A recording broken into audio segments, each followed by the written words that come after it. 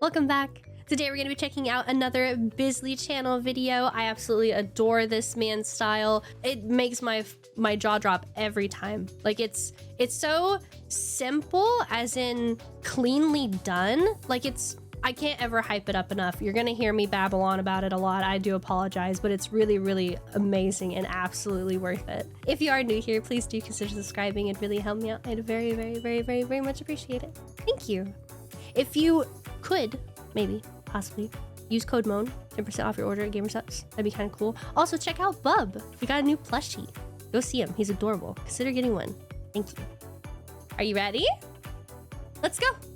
Oblivion is one of the coolest games I've ever played in my life. The atmosphere is incredible, the exploration is constantly rewarding, the cult at the center of it all is insane, and the set pieces just constantly blew me away. I couldn't help but fall in love with this game. So naturally I spent 3 months making this massive video to show you exactly why, and take you on an immersive journey through Oblivion. Enjoy. Yay! For ages untold, the legends of Oblivion echoed through the lands. Whispers of another world waiting to be explored. Many dismissed them, heeding not the distant call.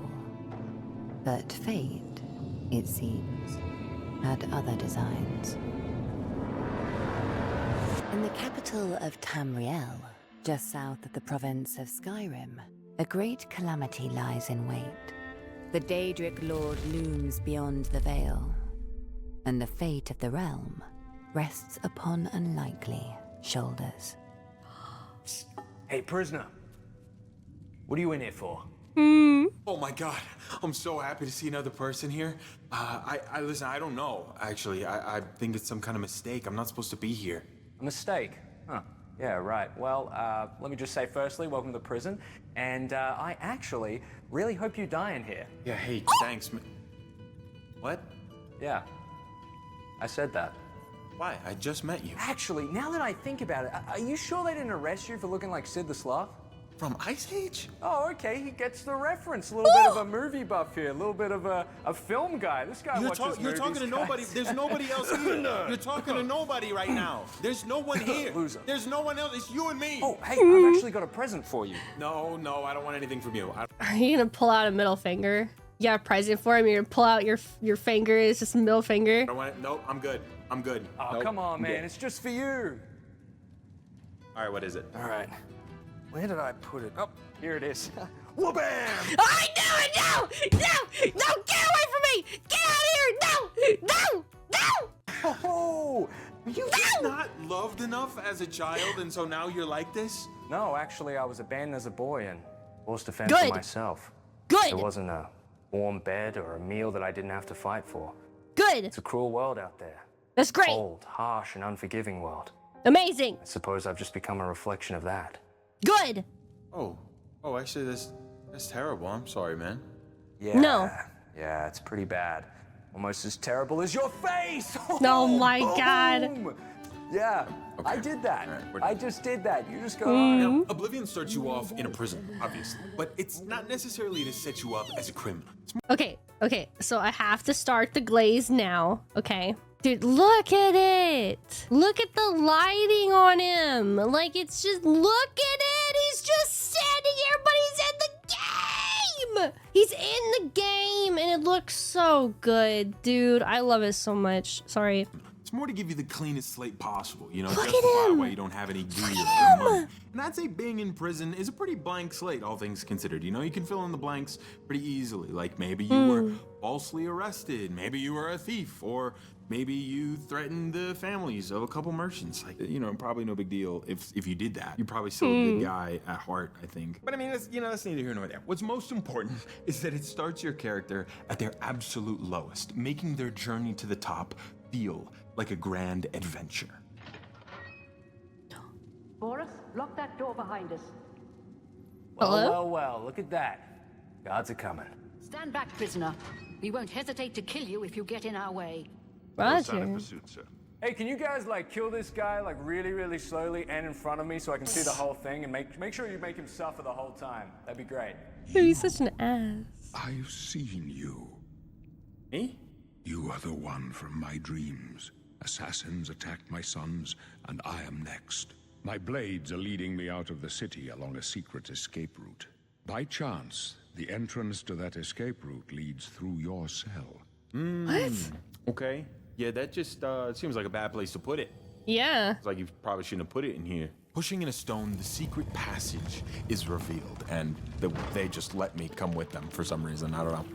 I play a lot of Dungeons and Dragons, and if you don't know what that is, then you probably have a healthy relationship with your parents, and it's better I let you discover that on your own. All you need to know is that D&D was the first RPG ever made, and is based usually in traditional fantasy, a genre popularized by the novels of J.R.R. Tolkien, the guy who made the Lord of the Rings books like 5.8 billion years ago. And even with how much I play D&D, traditional fantasy has never been a genre that I naturally gravitated towards. It's just not something I found myself interested in movies or games. I know I'm gonna be shunned for saying this, but I didn't actually watch the Lord of the Rings movies until a couple weeks ago when my editor Geek came over and wouldn't leave my house until we watched the entire extended edition. That's honestly, I think I've seen the Lord of the Rings, like all of them, but it's been so like fragmented.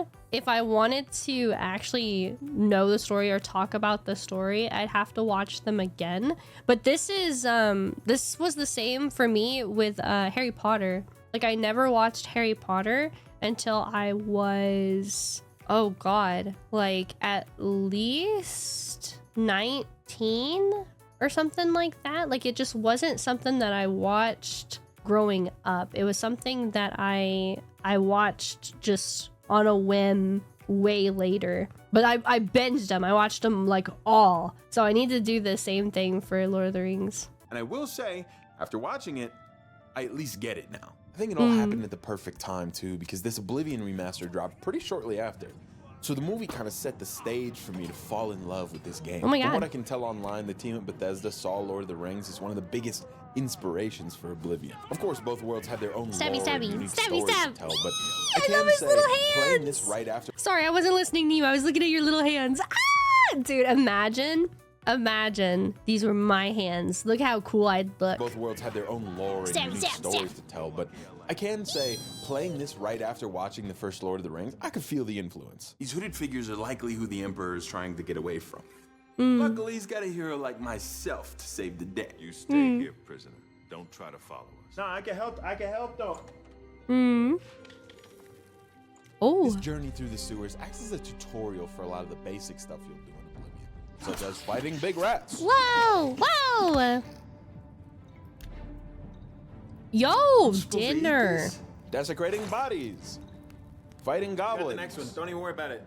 Yep. Just I'm right here. I'm right here. You just up. It's up a little bit. Just Aim up. higher, bro. Yep. You got it. Oh, no. What was that? Block picking. Okay. No. Hang on. Easy. Get out of here. Hang on. I'm focused. Okay. No. What the what? I got it. I got this. I don't got this. And seriously, just having no regard for the loss of life if it means you might get 3 gold out of it. I killed a bunch of goblins and found this staff that has a goblin head on it. Kind of freaky, but when you shake it around, the mouth moves, so I love it. Eventually, our little detour leads us back to the Emperor and his guards, who have been fighting off assassins left and right.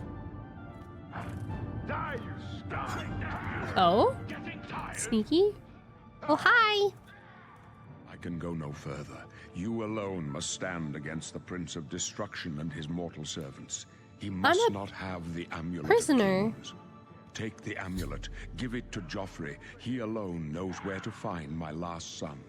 Find him and close shut the jaws of Oblivion. Okay, wait, I'm seeing a little problem with this plan, because if you die right now, I'm holding this thing. It's gonna look real bad, so we're gonna have to find like another way to get you out of here. Maybe there's like a double secret So you're tunnel gonna or be dead when something. you turn around.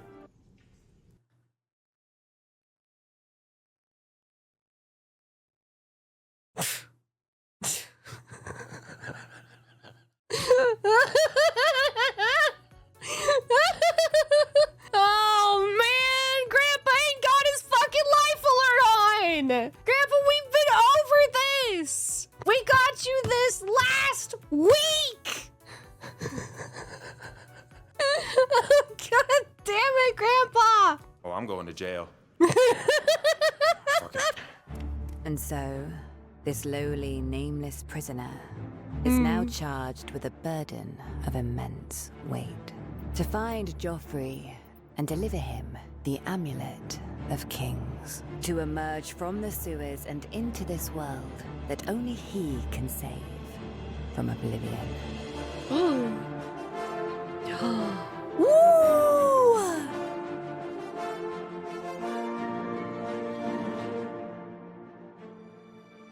Pretty.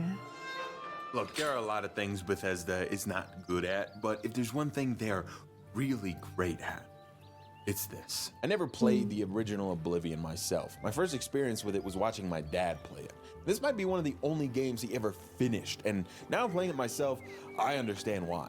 The setup is so simple, but it sets the stage for such a grand adventure, and the world is so enticing to explore that as soon as I picked up this game, I did not want to put it down until I had seen everything. But technically, it's still the same original game, the same game engine, but with all of the graphics running through Unreal Engine 5. That way they can achieve these incredible graphics and lighting while still retaining the same game feel from the original. But what I've heard from other people who really loved the original, this is a lot more of an overhaul, and the word remaster is kind of used loosely here. Some of the biggest changes that I've heard about are, one, the animations. I mean, that one's pretty obvious. Holy shit, this is the best a Bethesda game has ever looked in third person. Even if when you run, it does kind of look like the band kid is heading in your direction swiftly, it's still so much better than whatever the fuck they were doing in Skyrim. And I've heard some bits about the leveling system. Honestly, I didn't know how to level up in this game at all until way later than I should have.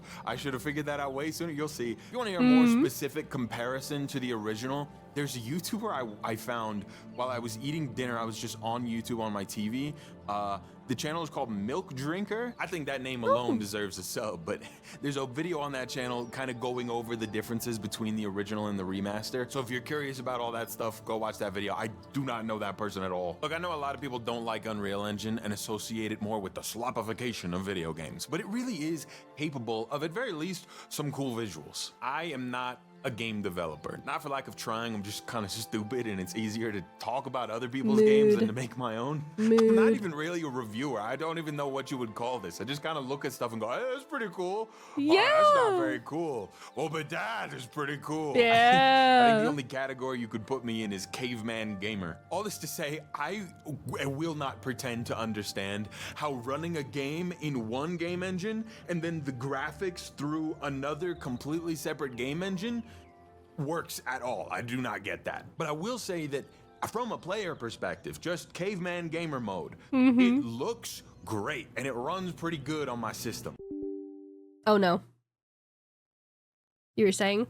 Okay, it does crash sometimes. The map of Oblivion is fairly large. There's plenty of cities to explore, all different from the last. But our journey starts here in the Imperial City. Ooh.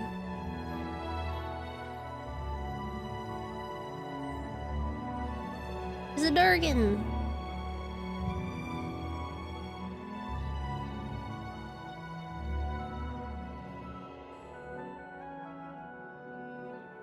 This is the capital of Cyrodiil, and Cyrodiil is one of the 9 provinces of Tamriel. That probably doesn't make a lot of sense, but let me break out the map for you. Okay. Okay, so this is a map of Tamriel. This is the continent that everything in this game takes place on. You might be familiar with some of the provinces that make up Tamriel, like Skyrim or Morrowind, and that's because they both have games based in those provinces. And this one, Oblivion, takes place right here in Cyrodiil. Okay, and now here's a map of Cyrodiil. This one is way higher I still quality. can't see you that. Can see we're right here in the Imperial City, and all the rest of this stuff is the map of Oblivion of this game. You can see the borders here to the familiar provinces like Morrowind and Skyrim, but in this game you're pretty limited to just these borders. Also, how do you like my maps? I got them printed out at Staples. Shout out Staples. Great. Staples sponsor me. I'll bring back your business. The craziest part about all of these locations, at least for me, was how fleshed out they all were. The years of history written and readily available in the form of books all around the world. I mean, you can spend hours and hours just reading about this continent. Now, at first, it was daunting how much established lore this world already had. And trust me, there was a lot. But the way that this game hooked me was by drip feeding little pieces of lore through exploration, just enough to get me curious and go read the books. Oh.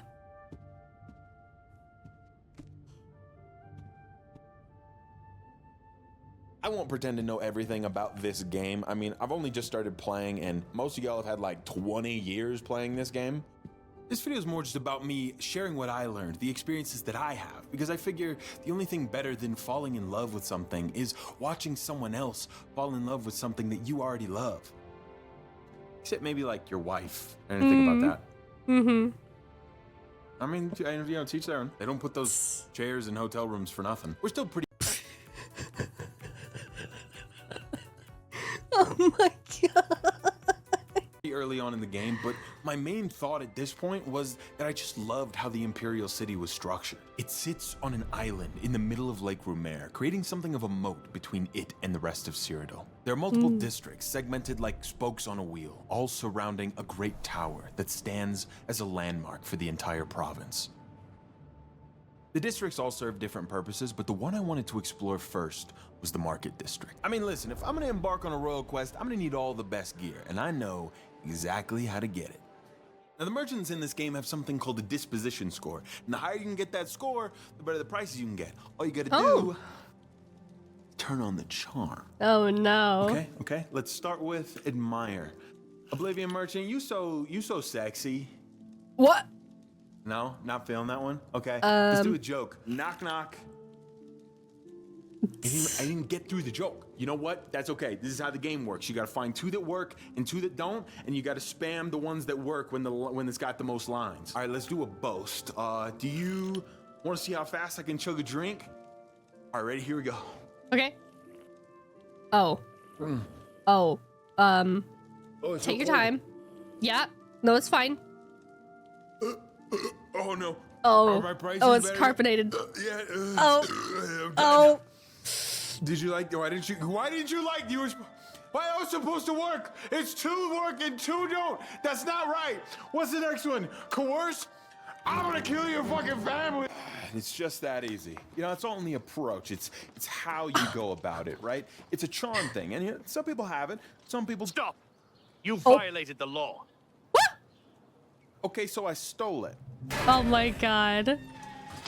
I'm gonna break the 4th wall here for a second. That costume that you just saw is one of the multiple costumes I bought for this video because I thought it would be cool for me to pick up different gear throughout the entire video, kind of like you pick up different gear throughout the game. Probably not necessary, and I probably spent way too much money on all these different costumes, but I can do that, thankfully, because this video is sponsored by Odoo. Odoo is an all-in-one business operations platform that has tools to make running your business way easy. With different applications for things like marketing, supply chain, productivity, sales, and most importantly, the one they wanted me to tell you about, their website builder. I mean, come on, if you're gonna run a business, you need a good website. Their website builder makes it about as easy as building a website for your business can get. And the easiest part is that you can do it completely for free. You don't even gotta put in your credit card details because Odoo offers your first application with them completely for free. All you gotta do is sign up, tell Odoo a little bit about your business, pick a theme, and Odoo will Odoo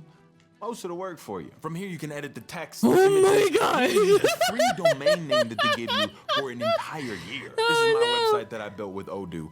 Hot droggers in your area. I feel like this is really gonna be a hit up north. You can support this channel completely for free by just clicking that link in the description and seeing what Odoo can Odoo for you. Yep, I said it twice. And thank you, Odoo, for sponsoring this video. Seriously, y'all have been great to work with. Yay!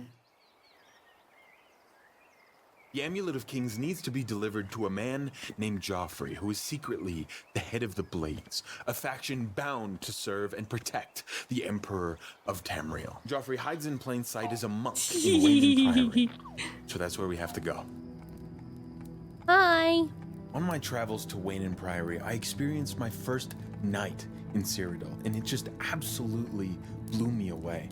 The shimmering lights in the sky, the moon just so massive, and that incredible soundtrack kicking up at the perfect time. This game just has such an incredible atmosphere. I mean, say what you will about Bethesda, but there are very few games that can rival them in terms of that. It's this combination of how they use color and light, along with how they build their worlds. Like that long bridge coming out of the Imperial City, for example, was likely made so long to give you that feeling of embarking on a grand journey. Even when the actual travel time isn't all that long. It's never so dark that you can't see, but still dark enough to emphasize the glow of the torchlights from guards patrolling the area on horseback. The way stone ruins stand in view from the path, begging to be explored. And even if there's not much there, it's always at least something.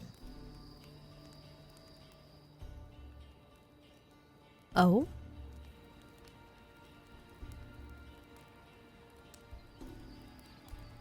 Ooh, sneaky little snake. See, look at that. Got a little equipment and a place to sleep for the night. All I had to do was take a life. Again, it's not much, but all that matters is I walked to the end of the rainbow and I got a little change for it. Mm-hmm. I mean, just look at the way that these sharp towers silhouette against the blue night sky. Just seeing that has to make you want to go over there and explore the area. That's what Bethesda games seem to be made for. And honestly, it works like a charm. Carefully crafting this fantastic world in a way that's specifically designed to pique your curiosity, and then rewarding that curiosity every time, either in a big way or a small way. I think this was something they really perfected in Skyrim, but it seems a lot of that was just carryover from Oblivion. It is kind of weird coming over from Skyrim first to this game because they are just so different, way more different than you'd expect. The fantasy here feels way more Lord of the Rings than the Nordic vibes of Skyrim. I'm not even sure why I expected them to feel similarly, but especially now with this remaster having that UE5 polish, it almost feels like a different game series entirely, and that's not a bad thing. I'm loving this. The best way I can put it is that this feels more whimsical than Skyrim. A lot of the dialogue is more campy than Skyrim, and the story so far is such a traditional hero's tale. Knights in shining armor guarding over the Imperial City, where all the architecture is so grand and over the top. I mean, Skyrim just had this grunge to it, right? That kind of grounded it a little more, but also set it apart from other games like this. Oblivion also just feels less cinematic than Skyrim, although I guess I'm making it seem pretty cinematic filming it like this. Most of my time in this game so far has been pretty quiet. I guess the better way to put it is that this epic journey in Oblivion isn't laid out as clearly to you and for you specifically. In Skyrim, you start with a direct path you're meant to follow, moving up from small locations until your arrival in Whiterun, where you find out that you're the fucking chosen one and that you can eat dragons. It definitely makes the story all about you and hold your hand through the entire plot just so that nobody gets confused. We wouldn't want anyone to get confused for half a second. Oblivion is like the exact opposite. They just throw a ridiculous amount of lore at you right away, remind you that yes, while you're the hero in this story, the story is not about you at all. You're really just the hype man for the real big guys. And then they drop you in the biggest city in the entire game and go, here you go, bro. Figure that shit out. And throughout the entire game, they leave room for you to do your own research, leave questions unanswered so that you can figure it out on your own. Basically, the game doesn't think you're stupid. It's not as accessible, sure, but it makes for a much more engaging world that more heavily rewards curiosity. Like I said, one of the best things about Bethesda games. Now, I do think there are some things that they did improve in Skyrim, but I'll show you that tomorrow. Sleepy time. I'll let you in on a little secret. I'm not actually in a tent in Cyrodiil. I'm on the floor in my fucking basement. No! Don't do this to me! No! Don't! How dare you take my whimsy? Don't do this to me! You're in a tent! Look, boom! Tent! You're in a tent! You're in a tent! Stop it! Stop it, video man! I'm not Stop! actually in a tent in Don't! Cyrodiil. I'm on the floor in my fucking basement. And the only reason I can make it look like I'm in a tent in Cyrodiil is thanks to my editors who put in a lot of work, and y'all who watch these videos and support it. Now, this is already a pretty long video on Oblivion, but there's no way I'm gonna be able to cover everything or even half of the content in this game. It's really just the main story. But if y'all wanna see more of this game, more of this world, just subscribe and like the video, because doing that basically tells the YouTube algorithm that this is good and they should push it to more people. If this video gets like 60,000 likes, which is a fucking hefty goal, I'll make another video on Oblivion going over all the factions, the side quests, and maybe even the DLC. 'Cause I've heard that's pretty good. Okay, I'm gonna pretend to go to sleep now. Okay.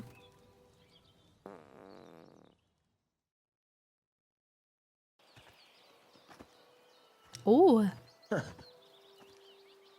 Oh, this? Yeah, it's just the Amulet of Kings. Kind of, it's not even a big deal. You know, the Yeah, a little trinket. amulet that belongs to the true ruler of Tamriel. It's like, it's kind of just nothing to me, though. It's like, yeah, I'm on a royal quest, but it's not even like my whole day. You know, I got a lot of stuff going on. All right, I got a little bit of a joke for you. What happened to Mehrunes and all of his disciples when I showed up? They died. Now that I'm here, they gone. All right. We're having fun. Oh, yeah, this is pretty cool. So the way that you level up in Oblivion is by sleeping. And I actually didn't know that for the first few hours of my game. And so I just never slept. And then the first time I did, I leveled up like 4 times. There you go. I thought they just put the icon up in the corner for fun. I just kept sleeping for an hour and leveling up again and again and again. I wish I could say I did the research and learned what all these attributes do specifically and how they impact gameplay, but I wanted it to be a blind playthrough and kind of just experience the game for myself without the help of the internet. So I just kind of picked the stuff that felt relevant to me. My first thought was that I wanted a magic focused build, and given how intelligence is the wizard spellcasting modifier in D&D, I kind of figured I'd dump as many points into intelligence as possible. After that, I just prioritized strength, hoping it would improve my abilities with my sword, and after that, I really just freeballed it. An interesting thing that I found was that this is how you level up your general abilities, but you can do things to level up specific skills like your proficiency with light armor or weapons, or even the different schools of magic, like you can level up destruction magic. You can really only level up those skills by training with an NPC or just using them a bunch. So basically, you pay gold or you shoot fireballs at the wall for 2 hours. And I'm not talking in-game hours, I'm talking real life hours. Now, the biggest thing I think Oblivion lacks that they really fixed in Skyrim is engaging dungeons. On my way to Weynon Priory, I stopped in a dungeon hoping to find some cool loot. But what I found instead was maybe 3 gold and 100 wolves spread out across 50 of the same exact room. If I could have your attention, please. Look at this room. Yeah. And now look at this room. Yeah. Would you have been able to tell me that these are 2 completely separate rooms on opposite sides of the goddamn dungeon? Look. Yes. Hello. One of them has a chest. Please, look at Please this hold. room. Boom. Chest. This is the chest room. And now look at this room. Boom. Barrel. This is the barrel room. God, this is simple stuff. Come on, Biz. This is easy. Barrel different than chest. Golly bum. Would you have been able to tell me that these are 2 completely separate rooms on opposite sides of the goddamn dungeon? Looking into this online, it seems to be due to the fact that Oblivion's dungeons were a bit of an afterthought, and instead of carefully handcrafting each dungeon, they just kind of copied and pasted a bunch of shit. And there are some that are a little more interesting than this. I think I just happened to find the worst one first. But even still, all of them kind of follow this same copy-paste formula, which is really unfortunate because this is what broke the barrier for me and just removed any level of immersion. That is just a remaster, so I don't really judge it too harshly for it. And if anything, I consider it kind of a compliment because it took a while before the game's age was even really that noticeable for me. I love that they do these little pop-ups for the quests. It's so stupid, but it's cool. Hey, excuse me, sir. I'm looking for someone named Joffrey. Is there a Joffrey around here? I'm Brother Joffrey. What do you want? Oh, perfect, great. I'm kind of on this on this royal quest here. I'm supposed to bring you a necklace. I'm supposed to bring you this necklace. This cannot be. No one but the Emperor is permitted to handle the amulet. Yeah, well, you know, but some things happened. He handed it over to me. Is he gonna call the cops on us? Something about close, shut the jaws of Oblivion, and now I'm hold on. But yeah, no, you can totally. Here, hang on, here you go. By the 9, this is the Amulet of Kings. As unlikely as your story sounds, I believe you. Only the strange destiny of Uriel Septim could have brought you to me carrying the Amulet of Kings. When an emperor is crowned, he uses the amulet to light the dragon fires at the Temple of the One in the Imperial City. With the emperor dead and no new heir crowned, the dragon fires in the temple will be dark for the first time in centuries. It may be that the dragon fires protected us from a threat that only the emperor was aware of. Many years ago, I served as captain of Uriel's bodyguards, the Blades. One night, Uriel called me into his private chambers. A baby boy lay sleeping in a basket. Uriel told me to deliver him somewhere safe.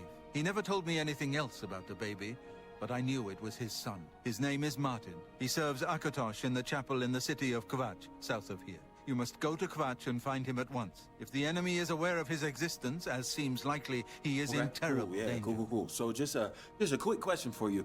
Are y'all paying for these royal quests, or is this like a pro bono type of thing? Because I don't really have much on me. I could take gold, or even just like a place to sleep. I kind of just got out of prison. Do you normally just not look at people when they talk to you? Because I feel like I'm doing a whole lot for you, right? And you're not even looking. Oh my god.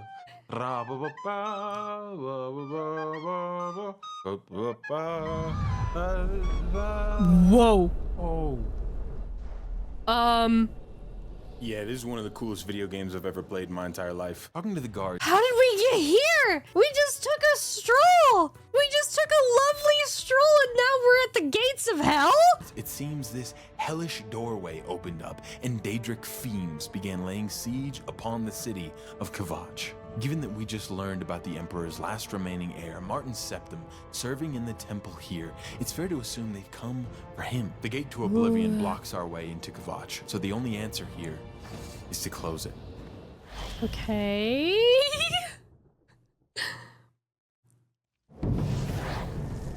Whoa. Yo, this looks like Doom Guy is gonna show up. I'm gonna say it again. One of the coolest games I've ever played in my life. I wrote that into my script right here because while I was recording this game, my mic was on and I said out loud, one of the coolest games I've ever played in my life. It reminds me so much of how they depict the Dark Lord Sauron in Lord of the Rings, with just these heavy reds and blacks, the jagged towers and the armored enemies that stand in our way, as well as just having a similar design. Now, unfortunately, these Oblivion gates do act as a kind of dungeon, which means they follow that same copy-paste formula. But at least they are visually distinct, and exploration can still be a little rewarding, because I found a little Easter egg here in the first one. You remember in Star Wars Episode 3, Revenge of the Sith, when Anakin gets burned up in the lava?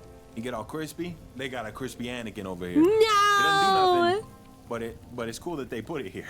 It's funny too, because as I was running through here, I was saying to myself, "It's over, Anakin. I have the high ground. You are my brother, Anakin. I loved you. I hate you." Sorry. I don't know why I'm doing that. And unlike the dungeon we explored before, the Oblivion Gates act more as a combat challenge, throwing hordes of little freaks and big freaks at you. I'm trying not to look too much online, but I have seen a couple people complain about the combat here, and I'll say it again.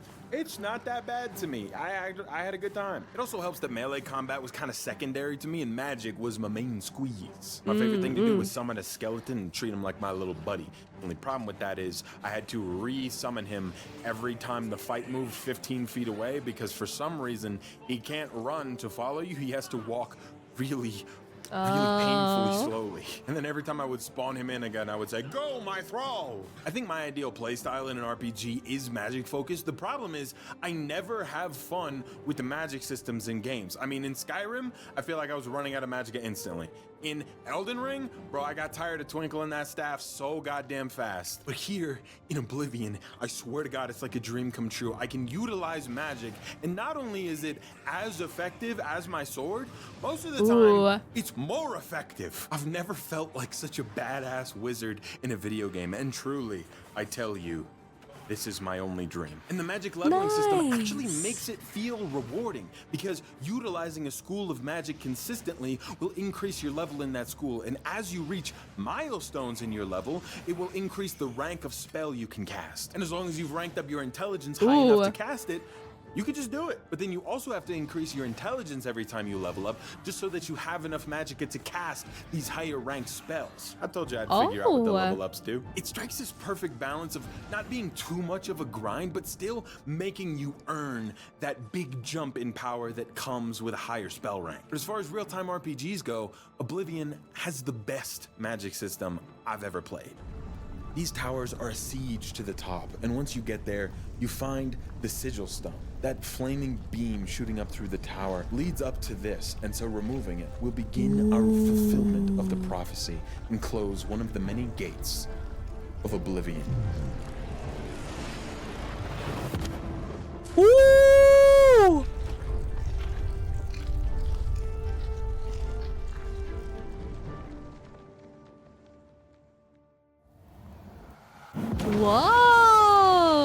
say it one last time. One of the coolest games I've ever played in my life. I regrouped with the soldiers who were shocked to see I had closed the gate, but agreed to fight alongside me and destroy all that remained of the Daedric army.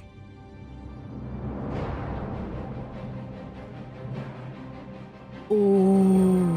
Oh, he looks so cool! Oh, get him!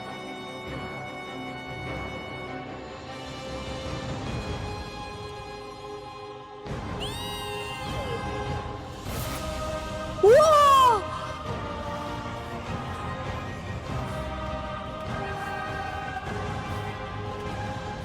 It seems that Kvatch was decimated by this invasion, and most of it burned to the ground. But somehow, the Temple of Akatosh still stood, and hopefully, Martin protected by its walls.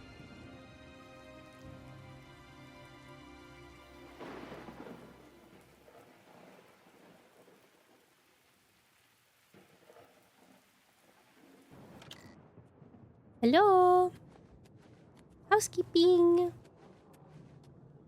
I heard about how you helped the guard drive the Daedra back. Well done. That is Boromir from Lord of the Rings, and Ned Stark from Game of Thrones. It looks exactly like him, and sounds exactly like him. Probably because that is him. Sean Bean, the actor, plays Martin Septim in this game. How fucking cool is that?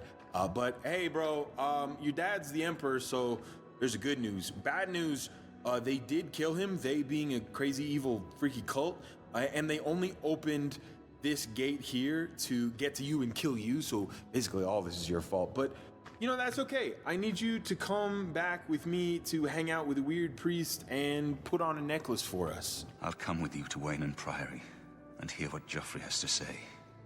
Lead on. Oh, that was easy. That was very easy. Did he already know that his dad was the Emperor? Wait, really? Holy shit, that was easy. The last remaining heir of Uriel Septim has been saved by the one they now call... Shut the fuck up. Get the fuck out of here. You fucking dumbass. Get out, dude. Get the fuck out of here, bro. Look at his face. He goes from this. Heir of Uriel Septim has been saved by the one they now call the hero of Kvatch. And the two would journey together. I fucking love him so much. He's so dumb. Of destiny. Oh my god. There's a town over here if you want to stop for the night. We can just... Or they would do it tomorrow, I guess. I don't know. Whatever. There are a lot of cities around Cyrodiil, and while they aren't all that different, I'd say they each have their own unique charm to them. And they also each have their own welcome book. Let's see, this one is called Skingrad.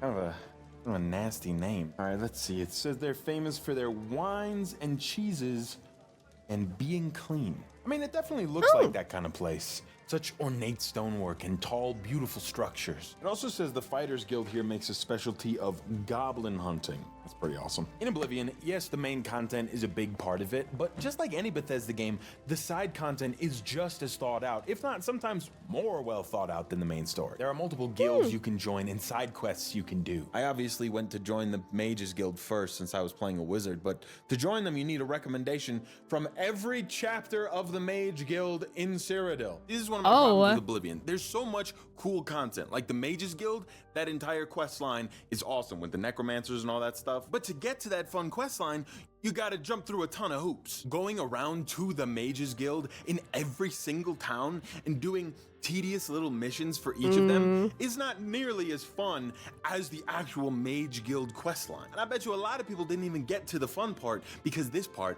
was so boring. It is interesting if you're really paying attention and does play into the overall Mage Guild quest line, but only maybe like 30% of the time. It almost feels like padding out for time, but they didn't need to do that because there's so much good content in the game.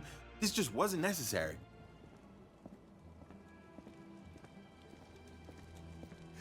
We can't talk here. Whoa. Public. Where'd you come from? In the great chapel at midnight. Don't let anyone follow you. I'll make it worth your while. You just showed up. Okay, bye? Hello? Okay. This is a side quest called Paranoia. It's a mystery why they call it that. I don't think anybody knows. Basic idea is that this wood elf man named Glarthir is worried that people are following him. A secret shadow group is working against him, and he wants us to help him figure it out. So we're either gonna solve a mystery, or he's gonna kill us behind the chapel. I guess we'll see. All right, what's up, bro? I'm here to help. Ah, you came. You're sure you weren't followed? I'm followed? No, I don't think so. Good. I thought I could trust you. Nobody else in town. They're all in on it. All watching me. Here's my problem. I'm being followed. Watched. Okay. Why would they be following you? Marukote selectives, maybe. Not sure. I'm a threat, you see, to their plans. I know too much. You want me to help you with that? You want me, some guy you do not know, to help you with that? Well, yes. I need you to do something for me. I'll pay Does you. everybody think I just want to do fit? Gold? Say again? You like gold, don't you? Lots of gold. Gold? yeah, I like gold. What do you want me to do? I need you to check out some people for me. The ones who are following me. Watch them. See where they go. Who they report to. Will you help me? Sure. Yes. So You're like the person we first have to follow paying is job. Bernadette Petals. It's pretty obvious she's not following him. And so at some point, I just walked up and asked her, and she said that he was being weird and he was the one following her. Lately, though, he has been stranger than usual. Maybe he's been following me. Yeah, it's pretty uneventful. She doesn't do anything crazy or follow Glarthir around. And later that night, if you're walking around, a guard will approach you and tell you that Glarthir is crazy, and that if he asks you to do anything strange, you should go and tell a guard. Since you're courteous enough to tell the truth, I'll do the same by trusting you to talk to a guard if he asks you to do anything strange. There are two other people that he wants you to follow around, and I followed both of them, found absolutely no evidence that they were following him. Sorry. I couldn't, man. There's just so much hair on the side of his head, and there's just nothing on the top, okay? I couldn't keep it in anymore. Everyone on the list either doesn't know him or recognizes him as the guy who's been standing around acting shifty. And I tried to explain that to him, but he was not having it. Just as I suspected. Oh my God. You too. Now I know for sure that they are all in on it, and therefore they all have to die. We gotta kill this guy. Starting with you. And then nothing else happened. I mean, we gotta have a very calm and pleasant conversation with this guy and then send him upstate. Everything's fine. Just really trying to roleplay as a good guy, but I feel like I keep ending up in situations like this. I will say one thing I love about this side quest is that there are multiple different ways that this can go. Like, yeah, there's no evidence of anybody watching him, but hypothetically, you could just lie and say they are. Whoever you tell him is watching him at the end of the quest, he'll give you this note that asks you to kill them. And you can either kill that person and Glarthir will give you a lot of money, or you can give the note to a guard as proof that he's crazy, and the guards will come and kill Glarthir. You'll never. If you say no right in the beginning, he just kind of wanders back to his house for a little while, comes out of his house with an axe, and kills all of the people himself. It seems like a pretty straightforward quest, and once I killed Glarthir, I used his house key to explore his home a little more, maybe get some more insight on why he thought people were watching him. He's got some notes written out about the whole thing, but reading them doesn't really help his case that he's just paranoid about the whole thing for no reason. But after going online, reading a couple forums, I've seen that a few people maybe think the conspiracy is real. There were some people claiming odd things would happen while investigating, like a bounty mysteriously getting placed on you, or talk of secret notes that I can't seem to find about how the guards really are in on it. I was still so convinced that Glarthir was just crazy until I had kind of a revelation, you know? Like, I did the quest a couple more times, just really trying to figure out what he was on about. And I thought to myself, you know, that guard came to me in the middle of the night and told me that Glarthir was crazy and that I should tell the guards if he's doing anything. Why would he know to come and talk to me and warn me about Glarthir? And if he maybe knew that I was working with Glarthir, perhaps he could have warned the people that I was watching to act natural? And I haven't been able to replicate the bounty thing, but if that is happening, some pretty solid evidence that the guards are in on it. What if there is a conspiracy and I just did all their dirty work? And am I getting paranoid now? Because I'm starting to believe it a little bit. And you know what? I think David's the ringleader, because there are notes in here about how there's something buried in David's yard. And when I went over to David's yard, there were holes in there. But it could just be that Glarthir went over and dug holes in his yard, thinking there was something there, even though there was nothing. Imagine going outside your house and seeing somebody digging holes in your yard, just going like, I know all about you. You think you're slick. You think you're getting around me. Nope, not me. I really do like this side quest. Honestly, a lot of my favorite RPG side quests are mystery oriented. It always sends me down a rabbit hole, spiraling, trying to find every little aspect of it. I'm curious what y'all think about this one specifically. There's really no evidence to point to anything but the fact that Glarthir is paranoid, but I'm really starting to have my doubts. I think the forums might just be getting to me, though. And so again, the last oh my remaining god, not heir again. of Imperial Septim has been saved by the one they now call the hero of Kvatch. The two would journey together back to Weynon Priory and into the hands of destiny. Only those hands would hold a tight grip. Help! You must help! They're killing everyone at Weynon Priory. I think they're right behind me. Yeah, man, they could be right behind you. I mean, you know, it's hard to tell. Who knows for sure? But, like, he could be right there behind you, potentially. He's right behind me, isn't he? You must help us. Dude. Oh, All right, nice. let's get going. And just hope that they haven't found the Amulet of Kings in Joffrey's super secret closet. No way they could have found it, but just saying. You know, I don't want to be a dick or anything, but like this was kind of your only job, and you fucked it up really bad. Like as bad as it could have been fucked up. They definitely took that shit. I don't even know. I don't even know. No. Like I said before, Joffrey is the leader of the Blades, and so he suggests we bring Martin to the hidden fortress of the Blades at Cloud Ruler Temple. The hidden fortress of the Blades in the mountains near Bruma. A few men can hold it against an army. We should leave at once. When you lay it all out, Oblivion's main plot is actually pretty simple, but I'd say it's still an engaging journey that just prioritizes the slow build of intrigue around the plot. They take the time to flesh out characters and slowly, not forcefully, build questions in your mind. The main one being, who's behind all of this? And the secondary one being, why is everyone in this town invisible? Excuse me, we have a that a small problem ghost? that we hope you can help us with. On my way to Cloud Ruler Temple, I picked up a side quest here in this town where everybody had been turned invisible. So I had to go and find the wizard who casted a mass invisibility spell and get the counter spell from him. He was kind of an asshole, but also chill at the same time. Like, he was fully invisible, but like, he didn't really care. It doesn't take much. You can kind of just turn everybody back to normal, but very simple, but still fun. I think the reason I like stuff like this so much is because it makes the world feel alive and like it's still moving when I'm not in the area. Like this whole invisibility crisis, nothing to do with you. It's just a thing that happens completely independently from you. It makes the NPCs so much more fun to engage with when the game can convince you that they are living their own lives, have their own adventures. And it really works in a game like this where the structure is so distraction focused. It really works for the worm in my brain that just wants to go, oh, what's that? Oh, what's that? Oh, what's that? And just run around. It's the detours that make the journey feel so grand. And while, yes,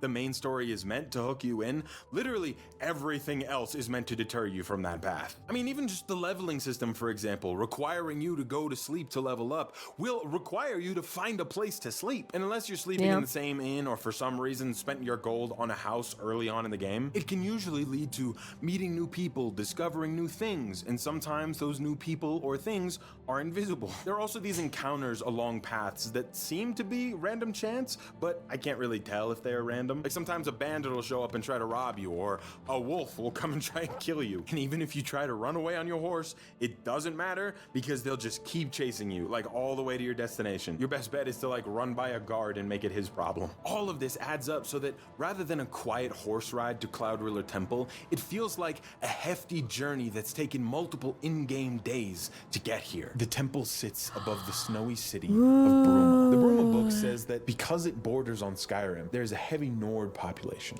The Nords are famously good blacksmiths, so you can buy good weapons weapons and armor here, but they're also famously dumb, so you can't buy books. Kind of crazy to say all Nords are dumb blacksmiths, but I mean, fuck it. I've played Skyrim. It's not that far off. The trek Oh my up God. to Cloud Ruler Temple as the snowy wind picks up feels monumental, truly as if you are climbing up to the clouds with the new ruler, taking him to his temple. Holy shit, I think I know why they call it that.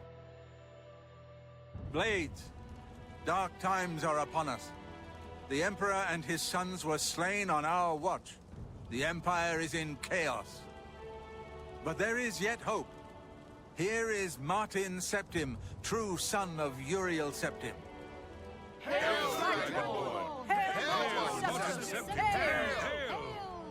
Your Highness, the blades are at your command. You will be safe here until you can take up your throne. Joffrey, all of you, I know you all expect me to be Emperor. I'll do my best. He's not even looking at you. This is all new to me. I'm not used to giving speeches, but I wanted you to know that I appreciate your welcome here. I hope I prove myself worthy of your loyalty in the coming days. That's it. Thank you. Through talking to Martin and Joffrey, we learned that the Emperor is the only one who can use the Amulet of Kings to light the dragon fire. It's likely that those dragon fires were the only thing maintaining the barrier between Tamriel and Oblivion. With Emperor Uriel Septim dead and the Amulet of Kings stolen, the dragon fires remain unlit, and the gates to Oblivion continue to open around Cyrodiil. This leaves one pressing question. What is that tower over there? I don't know what it is about that, but I need to go see what's in that. I mean, come on, that thing looks cool, right? Yeah, we could take a break from saving the world, you know? It's not like no one else is gonna be able to do anything about that tower. Like, I really feel like maybe there's a clue to saving the world in that tower. We haven't been there yet. Think about it. I think we go check out that tower. A little bit of an interesting route to get here, but it'll all be worth it when I find out what's inside. Inside, a frozen hand holds a book, the final words of the wizard who once lived here. On his deathbed, he wrote a journal detailing the things that he built here in Frostcrag Spire, and asked whoever finds this mystical place to take it as their own, maintaining the tower and his legacy with it. Oh, things are happening.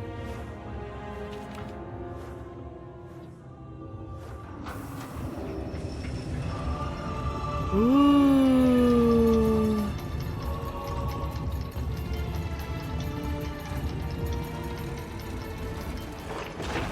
Originally, Frostcrag Spire was part of a DLC, but the remaster just includes all that stuff. Frostcrag Spire costed a whopping 150 Microsoft points, which in reality is just $1, but that's $1 of real money. So if you're one of those people that buys, say, the Beavis and Butthead Call of Duty skin, yes, that's a real thing in the game, so much. This is so cool and not at all infuriating that Stan Smith from American Dad can kill me and turn me into weed particles.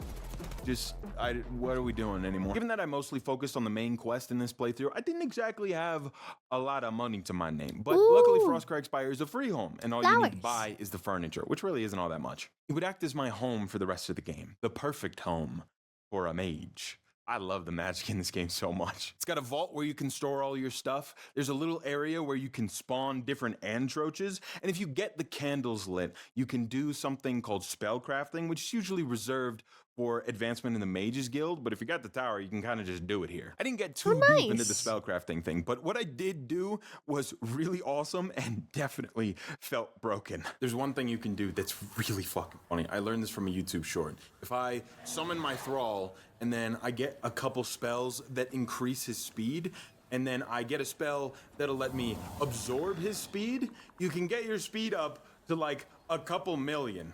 And so all you have to do is just get up to a high place and go. What?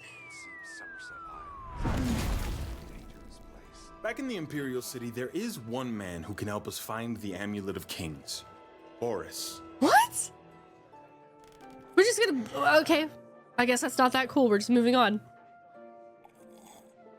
Listen. Oh my god, dude. When your friend is like, don't look now, but the person I like is sat right beside you.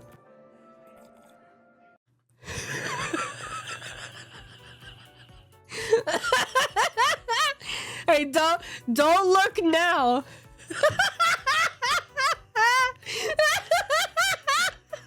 Oh, his faces. Dude, Bisley makes the most incredible faces I've ever seen, man. It's so good. I'm going to get up in a minute and walk out of here. That guy in the corner behind me will follow me. You follow him. Okay. Okay, corner guy?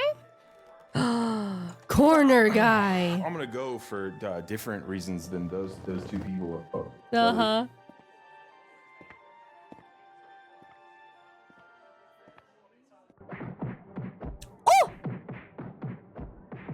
Now you see, Boris here has been in the Oh my Imperial City God. learning as much as he can about this cult that killed the Emperor. It seems they're part of a Daedric cult called Mythic Dawn, who worships the Daedric Lord, Mehrunes Dagon. Finding the Amulet of Kings now will require learning everything we can about the Mythic Dawn. And so I brought this book to the Arcane University, hoping to get a little more insight. From her, we learned that there are actually 4 books. The first 2, easy to find. The third one, very hard to find. And the fourth one, near impossible to track down. And hidden within these 4 books is the key to finding the Mythic Dawn Shrine and proving yourself worthy of joining their cult. She gave me the second book, and the third I located in the first edition bookstore. But it was already ordered by someone named Gwynnis. And so I waited for him to come and pick it up so I could confront him about all of this. I'm here for my book, Mankar Cameron's Commentaries, Volume 3. Of course, here you go. Keep us in mind for any future needs. Thank you, thank you! I can't tell you how long I've been looking for this book. Oh. Hi there. Help. What do you want? Punch him. So crazy. He just gave me the book. You know, I guess kindness really does go around. Hard to say no to a smile, I guess. He also told me that the only way to get the 4th book is by studying the first 3 and then passing an initiation test with the Mythic Dawn. He had already set up a meeting with the Mythic Dawn to take this test, but I'll be showing up instead. Ooh. Here's the thing. In order to get the 4th and final book, you need to pass the initiation. And I took this to mean I needed to study the 3 books I did have and answer questions based on those books within the initiation to get that final book. And so that's exactly what I did. I went out to Walgreens and I bought a journal and colored pencils. I spent multiple in-game days, hours of my life, writing down every little thing I could find, even like drawing out some of the symbols and pictures and stuff. I didn't stop at just the commentaries either. I was reading any book I could find. It's crazy how many books are in this goddamn game. I mean, there's a full-on bookstore. I was reading everything I could find. Slightly unrelated, but I made an Instagram reel about how I was reading all the books and how good Oblivion was. And not only did that Instagram reel get like 800,000 views, I got reached out to by something called Lad Bible, who wanted to repost it on Facebook. And I was like, I don't give a shit. Who cares? Facebook. What does that matter to me? And it went on to get like almost 2 million views on Facebook. Bro, I don't know anybody under the age of 30 who is on Facebook. So all I'm trying to say is boomers know about bizlychannel now. We're big in the boomer demographic. I did have a lot of fun journaling my way through the game though. I figured since I started, I wasn't gonna stop. So I wrote in my journal pretty much all the way through to the end. And I'd recommend it too. Like if you're playing a game that has a lot of lore and stuff, pull up a journal with some colored pencils and just start having fun. We can talk about good or bad game design all day long, but I think a game is truly at its best when you as a player fully commit to it. And I don't know how I could have committed any more than this. Either way though, I was prepared for my initiation ceremony into Mythic Dawn. Ooh, getting serious now.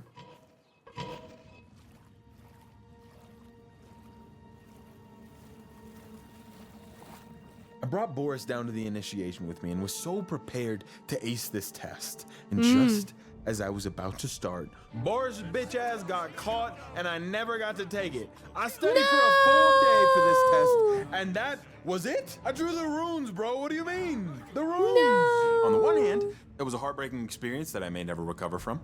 But on the other, I got the book, which is good because it said that only by studying all 4 books can you find the Mythic Dawn. And so I just had to study the 4th, and in theory, I would find them. I took the book back to my tower and pondered further. For many hours I pondered, days even, all spent pondering. Yo, that's my kind of pondering, man. Guys, should I ponder right now? I feel like pondering would help me better understand. I think if we were all to ponder together, let us ponder, gentlemen, to pondering.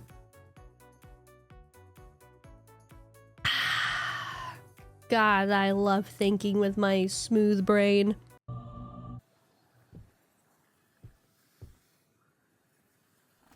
Oh my God! I figured it out. I think this is my favorite part in the entire game.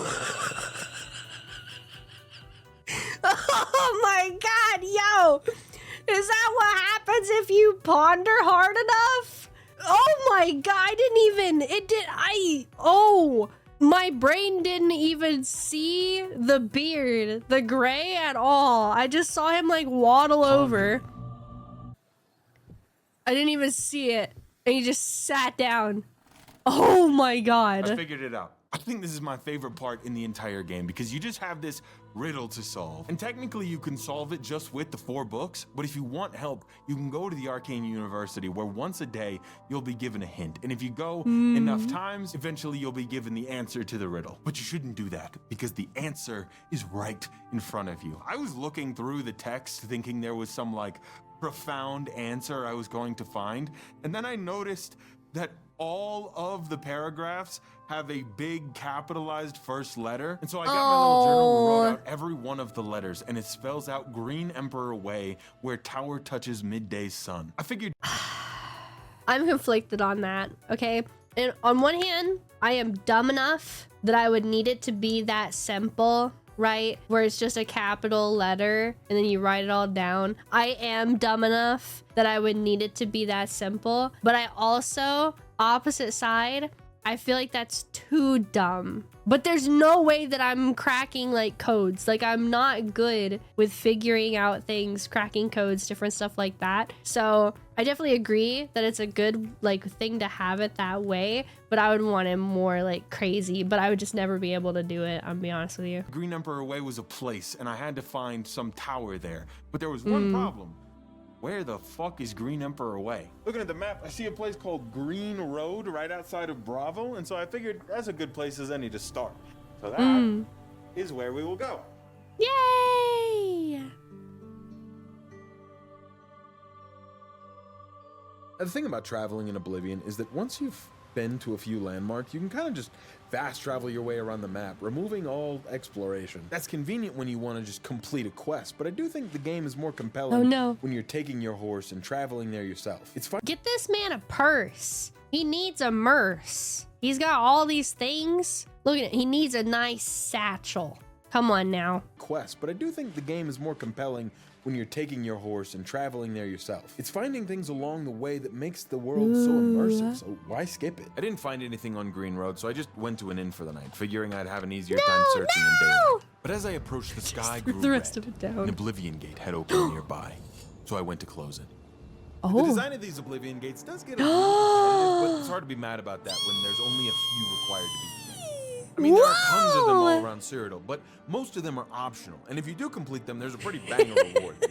Now, you're gonna laugh at me, but it wasn't until this point in my playthrough that I realized the sigil stones you get at the end of the gate are actually useful and not just a weird paperweight sitting in your inventory. I had just been holding on to a couple of them, but it turns out you can use them to enchant your weapons and armor, which is so necessary to make them actually useful. I swear I only carried around the claymore for most of the game because I thought it looked cool. And so with the sigil stone, I enchanted my sword to have damage health on strike, which I don't know what that means. I guess just more damage. But it definitely works. It does a lot more damage now. Nice. This thing is kind of a beast. Now, when you enchant an item, you have an option to rename it. And so I dubbed my sword Pandora's Blade. Both because when I unsheath it, a chaos is released that cannot be tamed, and also because my dog is named Pandora. This is her. Everybody say hello. Hi. Ew. Oh my god, it stinks. I also enchanted my hood to cast Feather for 75 points, which means my carrying capacity goes up by 75. And I called this one the Hood of Unburdening. I was actually pretty proud of that one. I eventually made it to the inn, got a little sleepy buys, and I explored a bit more, but after a few hours of exploring this road and its surrounding woods, I eventually realized that Green Road would not lead me to Green Emperor Way. I don't know, I feel like that was a fair assumption. Green. The answer to the last puzzle was the first letter in every paragraph. I feel like we're not exactly solving quadratic equations over here. Yeah. Though I did end up in the city of Weynon. Ooh.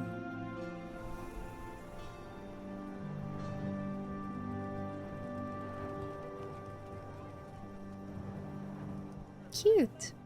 The guards here were dressed more traditional. It seemed like a smaller, less wealthy city than the ones I've visited before. Worn stone covered in moss made up its walls, and upon walking in, it seemed they'd learned of what happened in Kvatch. Everybody's talking about the hero of Kvatch. They That's say us. he actually went into an Oblivion gate and destroyed it. Really? Such a small detail and probably pretty easy to implement, but holy shit, it is so cool to me when the NPCs in the game know what's happening in the game. Now, I'm not really sure how they'd be able to identify me specifically as the hero of Kvatch, but even just the fact that they talk about it at all, it makes this world feel more immersive and connected. Here I went and bought a couple soul gems, which I don't think I fully understood before now. Because I recently enchanted my weapons, I saw that they have a little bar that shows you how much magic charge they have left. And when it depletes, the only way to charge it back up is to pay $1 billion or use soul gems. You use them by buying them uncharged and then straight up killing people and capturing their souls. Super fucked up, but kind of awesome. So I bought a bunch of them. Now whoever I kill will end up in my rock for eternity, or at least until I use their life force to make my sword do more damage. Haunts! Green Emperor Way, where tower meets midday sun. Well, a Green Road was definitely not the connection here. I have walked all the way up and down Green Road, nothing. You know, Emperor, Tower, it could just be like in the Imperial City, around the tower.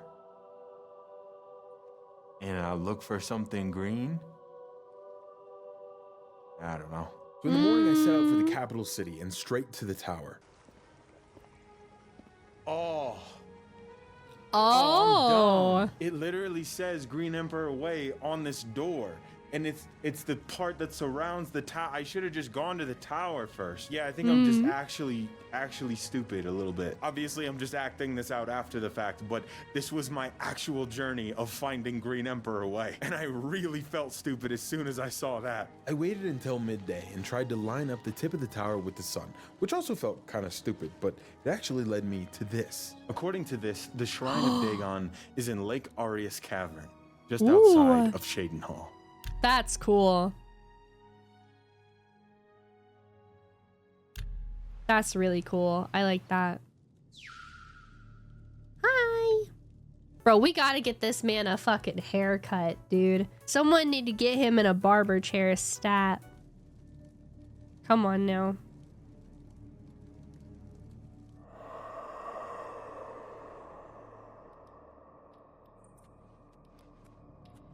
Oh. Hi? I am Harrow, Warden of the Shrine of Dagon. Oh, kind stranger, would you mind pointing me to the bath? I'm just kidding. I'm here to join your cult, your Mythic Dawn cult. You have arrived at an opportune time. You may have the honor to be initiated into the Order by the Master himself. Ooh. As a member of the Order of the Mythic Dawn, everything you need will be provided for you from the Master's bounty. Give me your possessions. Yeah, okay. Here. All right, there you go. Yeah, sorry, I had a lot of plates. And put on this initiate's robe. Okay, all right, just throw it at me, why don't you? You want me to change, like, here right in front of you? Oh, wow, yeah, that's, oh! It's pretty good. Pretty good. You guys make these yourselves? It's nice. Very good. Follow me. I will take you to the shrine. No, we gotta do something about this hair, man. This hair and this beard. You're gonna meet the master. You gotta be like presentable. The dragon throne is empty. The author of those 4 books we read was a man named Mankar Cameron. And now here, speaking to the Mythic Dawn cultists, is that same man. And behind him, a statue of the Daedric Lord, Mehrunes Dagon. Hear now the words of Lord Dagon. When I Sup, bro? walk the earth again, the faithful among you shall receive your reward, to be set above all other mortals forever. As for the rest, the weak shall be winnowed, the timid shall be cast down, the mighty shall tremble at my feet and pray for pardon. So saith Lord Dagon, praise be. Your reward, brothers and sisters. The time of cleansing draws nigh. I go now to paradise. I shall return with Lord Dagon at the coming of the dawn. After Mankar Cameron leaves through a literal portal he just opens up in the room, we are asked to complete our initiation into Mythic Dawn. You have come to dedicate yourself to Lord Dagon's service. This pact must be sealed with red drink, the blood of Lord Dagon's enemies. Take up the dagger and offer Lord Dagon the sacrificial red drink as pledge of your own life's blood, which shall be his in the end. Ooh. Ooh.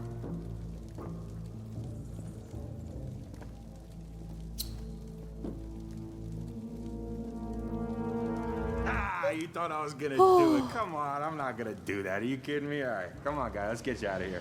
Obviously, I wasn't gonna kill this random guy, so I tried to free him and just grab the book on the pedestal, but the problem is, as soon as you grab the book, the statue falls and kills him. I tried a bunch of different ways, but always either died or ended up killing the guy, and I wanted to keep him alive, so I ended up going back to a previous save before I gave up my equipment and just ran my way in to kill everybody. I even tried killing Mankar Cameron, but he is fully invincible in this scene. Kinda sucks. I think it would have been cool if you could just do it here. I was eventually able to save the hostage and grab the book from the podium before going full linebacker on the rest of this dungeon. Nice. Ugh, man, I always do this where I think a fake beard can be a really funny idea, and then I end up eating half of it, and it goes on for way too long. Yay! Jesus Christ. Oh. Okay, so for context, the 4 books that we read to get here were the commentaries on the Mysterium Xarxes. And this right here is the original, and also the cover of Oblivion, which I like. My girlfriend painted this and also this costume. We went to Michael's today to get the stuff for it. Everybody say thank you, Cynthia, in the comments for the props. Honestly, I don't know how Mankar Cameron had commentaries on this book at all. This shit is just runes. Looks like something you'd order off a witch on Etsy. You guys ever seen that? The witches on Etsy who will hex somebody for $10? It'll be like, Etsy revenge spell. And the review will be like, 5 stars, my ex-boyfriend got in a car crash. Can't cheat on me in hell, bitch. Oh my God. We're not the hero of this story. We've got to bring it to the man who is. I've said it a few times already, but I really love how this game's story is structured. And I mean, as much as I love a good Chosen One story, that trope just boxes you in so heavily, which rarely works for an open world game like this. Just having a very pressing main quest in general really just isn't that much fun for me. It's my biggest problem with Fallout 4. If I'm going to look for my kidnapped son, it does not make a lot of sense for me to spend 8 hours playing with trash Lego. That's why I love Oblivion so much, because you're just a pawn in the real Chosen One story. So if I want to go do some random shit, it still makes sense for my character to do, but I still get to play a role in the grander adventure and kind of do all the work too, but whatever. Could be a side character a bit. Long day. Ah, you're back. I told Joffrey not to worry. I can see you've had bad news. You didn't recover the amulet, did you? No, I didn't get the amulet, but I got this book. Got a bunch of rooms in it. By the 9, such a thing is dangerous even to handle. Forgive me. You were right to bring it, but you'd better give it to me. I know some ways to protect myself from its evil power. Is this the first time that you've ever claimed that an artifact was too dangerous for other people to have and that you should be the one to hold it to save your people? I mean, I'll let you have it. I'm just saying, I feel like this is a theme with you. I suspect that the secret of how to open a portal to Cameron's paradise lies within these pages. But I will need time. Tampering with dark secrets, even just reading them, can be very dangerous. I'll have to proceed carefully. The key to all of this is recovering the amulet that was stolen by Mankar Cameron. The amulet that we had for like the entire beginning of the game, and Joffrey just kind of let loose. That's okay. I don't hold a grudge. Joffrey's dead to me, but I don't hold a grudge. After giving the book to Martin, he studies it for a while and discovers that Mankar Cameron took the Amulet of Kings to almost like a pocket dimension thing that Mankar Cameron calls paradise. A universe of his own creation. And our only chance of getting that amulet back now is following him into that paradise. The book told of a way to follow Mankar Cameron into that paradise, but required multiple artifacts to open the portal. The game opens up pretty hard here to some semi-unrelated quests, so just to keep things moving here, because this video is already way too long, it's like my second longest video ever, and I'm dropping it after I just dropped my longest video ever. I grabbed all those little doodads, got my shiny new armor, did a couple side quests, joined the Mages Guild, and did that entire storyline. Honestly, it was pretty awesome. I'd recommend it. I started to play the Dark Brother Mages Guild and did that entire storyline. Honestly.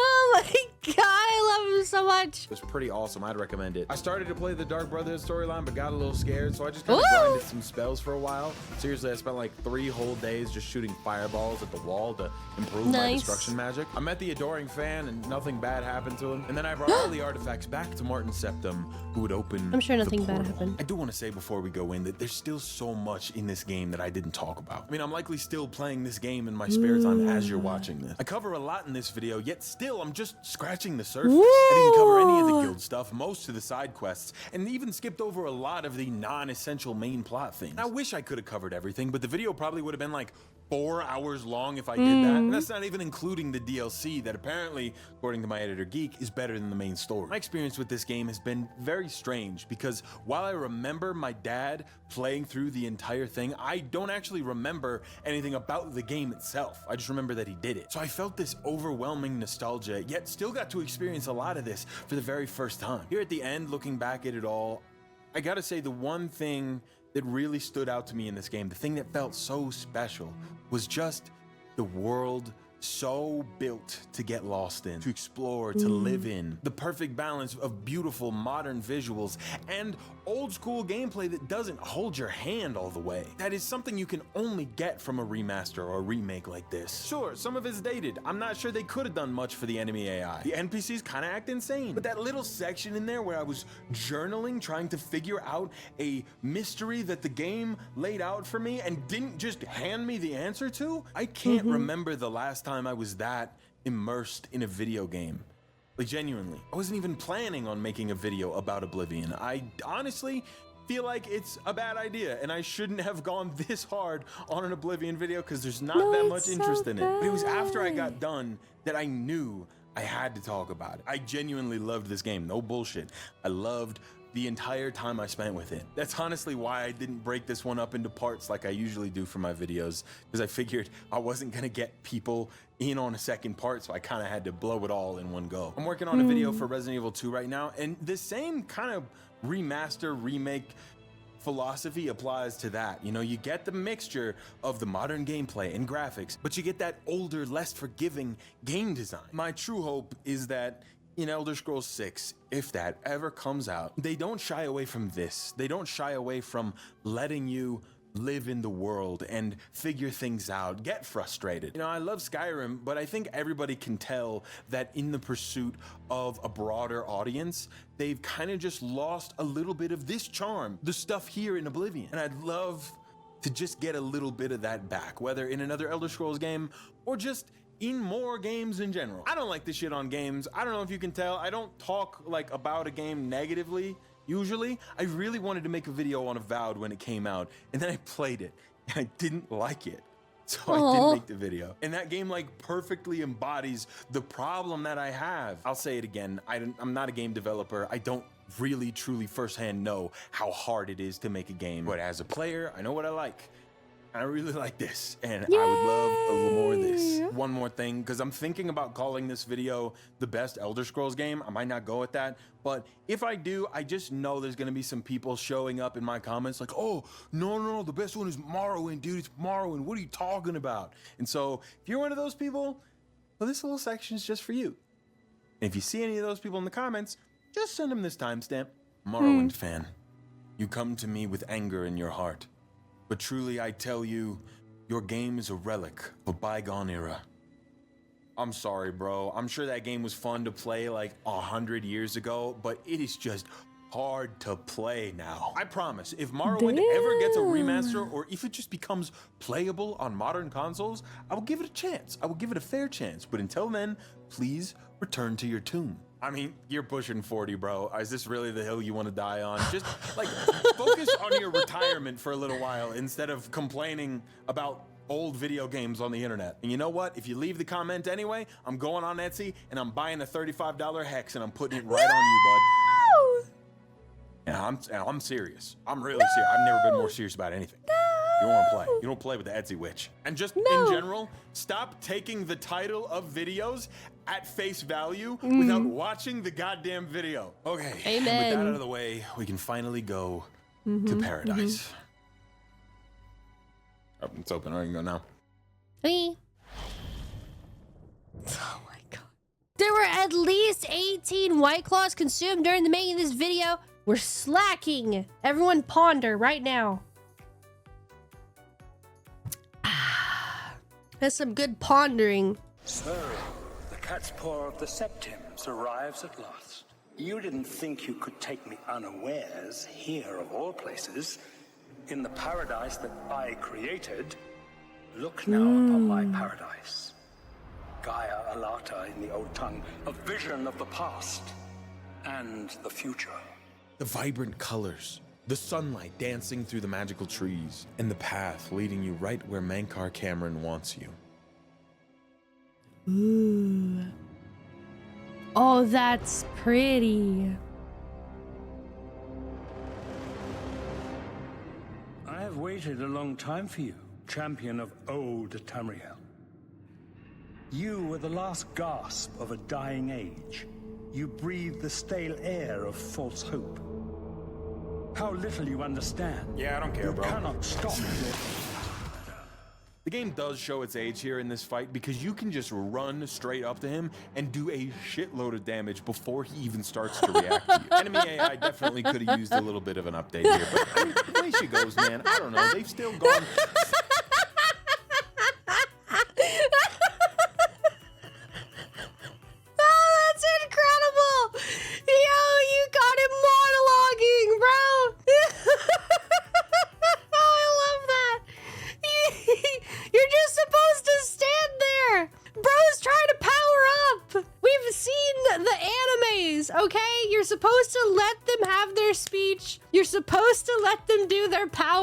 What are we doing? This is cheating. And do a shitload of damage before he even starts to react to you. Enemy AI definitely could have used a little bit of an update here, but I mean, the way she goes, man, I don't know. They've still gone so far above and beyond for something that they're calling a remaster. After defeating him, we grab the amulet and also his clothes, those are mine, and rush to bring it to Martin Septim, who will use it to light the dragon fires. Okay. All right, it's done. I did it. I did it. You found a way back. Does this mean... Oh, yeah. I got it. I took his robe. Oh, He's my so God. naked right now. You have the Amulet of Kings. Oh, yeah. Yes, sir. I do have that. Yeah. Let's go to the Imperial City at once, before the enemy can recover from Mankar Cameron's death. Lead the way. Ooh. Whoa! Oh, things are not looking good. We march with Martin to the Imperial City, but it seems we're too late. Oh no! Oh, that's a big boy! Oh, that's a big boy! We're too late. Mehrum's Dagon is here. Lighting the dragon fires will no longer save us. The barriers that protected us from Oblivion are gone. Oh, really? I didn't notice the big 30-foot four-armed demon. Mortal weapons may hurt him, But now that he is physically here in Tamriel, they have no power to actually destroy him. Okay. I can do it. Okay. So what do we do? Wait, yes. The amulet was given to mortals by Akatosh. It contains his divine power. But how to use this power against Dagon? The amulet was not intended as a weapon. I have an idea. One last hope. I must reach the dragonfires in the Temple of the One. You'll just have to trust me. I know now what I was born to do, but I'll need your help. I have to get past Mehrunes Dagon somehow. Okay. I'll get you there. Then I'll do the rest. Lead on, my friend. Dude, I just got the idea. What if we do all of this and then we still have to serve our prison sentence? What if we get like a, yo, thanks for saving the world. You're such a great person. About that 5 months in jail though, I'm gonna need you to finish that out really quick. You know, we're trying to set a good example for the kids. Trying to make sure that even heroes have to serve their jail time.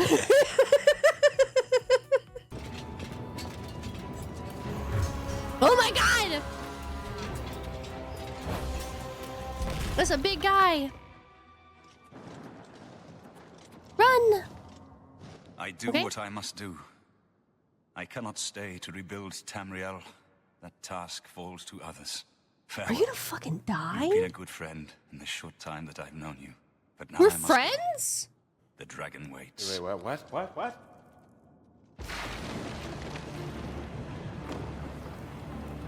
What is... What? Oh! He became a dragon!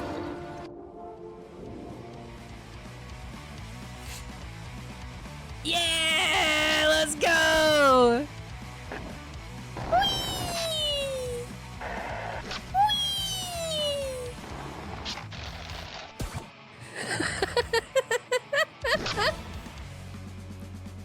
Woo!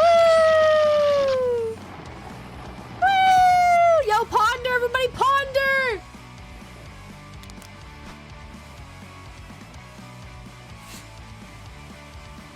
Woo!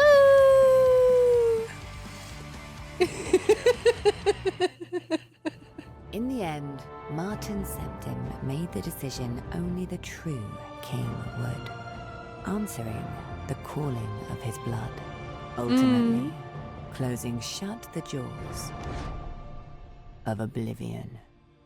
Holy Whoa. shit. Don't mind the outfit. I'm just working on the next video right now. But I just want to pop here and say, click the card right here to go and watch another one of my videos. Thank y'all for 473,000 subscribers. We are creeping up on 500,000. Quickly as well, I want to say thank you to Jackson Field for being in the video. That was awesome. Thank you to the voice actor I found on Fiverr for this video. We're going to put her link in the description. Thank you to Geek for editing this behemoth of a video, and Will, who jumped in whenever necessary. And thank y'all for watching, subscribing, liking, all of that stuff. You know, I know it's corny to ask for those kinds of things, but we all worked really hard on this one. It would be really cool if it did well. But card. Thank you. Goodbye. Okay. All right. This was so good. I did not know really anything about Oblivion going into this, so there was a lot that I was just kind of taking in, but he makes it so incredibly fun to watch these videos and to learn things, and seeing his appreciation for it is absolutely phenomenal. Please, please, please, please make sure you go check out the original video. It's going to be linked down below. If you like my video, make sure you like and subscribe so I can see you in the next one. Thank you. Bye.